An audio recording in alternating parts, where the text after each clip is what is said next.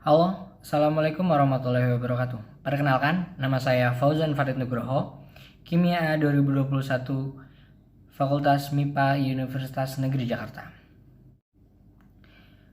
Berdasarkan cara fotosintesisnya, tanaman terbagi menjadi 3 jenis. Yang pertama, tanaman jenis C3, yang kedua tanaman jenis C4, dan yang ketiga tanaman jenis jam. Pada video kali ini saya akan membahas fotosintesis pada tanaman C4. Fotosintesis adalah proses metabolisme yang umumnya terjadi pada tumbuhan.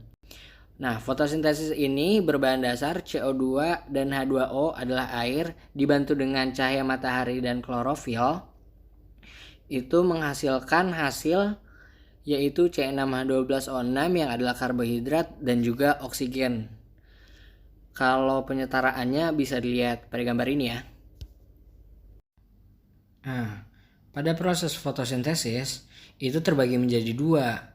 Yang pertama adalah reaksi terang, yang kedua adalah reaksi gelap. Nah, perlu digarisbawahi nih bahwa reaksi terang dan reaksi gelap itu bukan semata-mata kalau terang berarti ada pada siang hari dan gelap pada malam hari.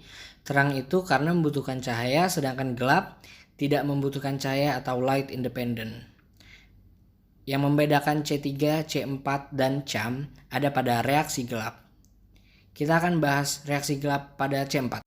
Beberapa contoh tanaman C4 yaitu jagung dan tebu. Nah, pada jagung dan tebu itu terjadi jalur siklus C4 ya. Kenapa namanya C4? Itu karena CO2 berikatan dengan PEP dibantu oleh enzim PEP karboksilase menghasilkan oksaloasetat yang adalah senyawa berkarbon 4. Lalu oksaloasetat itu dikonversikan menjadi malat.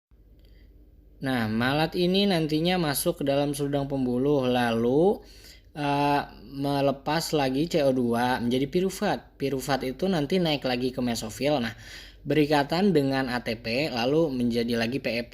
Nah, begitu seterusnya. Nah, ini belum selesai.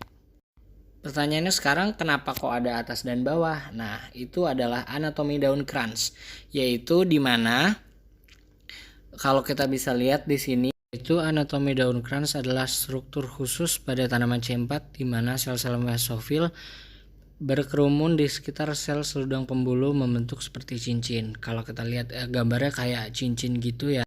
Yang lingkaran pertama bagian luar itu adalah mesofil daun. Nah, yang di dalamnya itu adalah seludang pembuluh. Nah, jadi ada bagian yang di bawah itu bulat adalah stomata. Nanti CO2-nya masuk dari situ lalu menuju mesofil daun. Nah, dari mesofil daun seperti yang tadi udah dijelaskan, berikatan dengan PEP lalu menjadi malat. Malatnya masuk ke seludang pembuluh lalu melepas CO2. Nah, CO2-nya ini nanti yang akan memasuki siklus Kelvin seperti ada pada tanaman C3, yaitu fiksasi karbon dioksida, reduksi, lalu regenerasi, dan menghasilkan glukosa. Nah, jadi pada tanaman C4, CO2 yang pertama kali diikat oleh PEP itu tidak langsung masuk ke dalam siklus Kelvin, melainkan CO2 yang dipakai untuk siklus Kelvin adalah CO2 setelah malat memasuki seludang pembuluh. Nah, baru itu CO2-nya masuk dalam siklus Kelvin. Dan ditekankan sekali lagi bahwa proses reaksi gelap pada tanaman C4 itu terjadi pada dua jaringan, yaitu mesofil dan juga seludang pembuluh. Nah, itu tadi adalah bagaimana proses terjadinya fotosintesis reaksi gelap pada tanaman C4. Untuk perbandingan perbedaannya antara tanaman C3, C4, dan CAM bisa dilihat pada tabel berikut. Nah, tabel ini menunjukkan beberapa perbedaan yang ada pada tanaman C3, C4, dan CAM. Nah, pada tanaman C4 kalau kita lihat produk pertama fiksasinya itu adalah oksaloasetat, sedangkan C3 itu 3 fosfogliserat dan enzimnya adalah PEP karboksilase berbeda dengan tanaman C3 yang menggunakan RWBP. Nah, Pada tumbuhan C4 juga struktur dan daun yang terlibat itu yang paling berbeda, yaitu menggunakan mesofil dan seludang pembuluh, sedangkan pada tanaman C3 dan cam hanya menggunakan mesofil saja. Itu saja dari saya, terima kasih sudah memperhatikan. Apabila ada salah-salah kata mohon dimaafkan.